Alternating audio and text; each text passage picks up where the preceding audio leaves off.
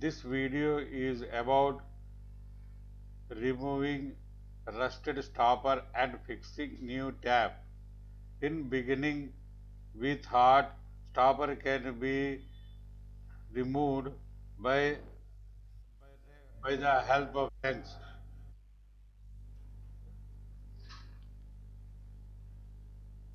But inside thread were damaged. So we remove whole unit by chipping, cutting, hammering. Finally, new tap is installed. Area is filled with white cement. Beginning with hard, half an hour process, but it has taken 3 hours for completing the job.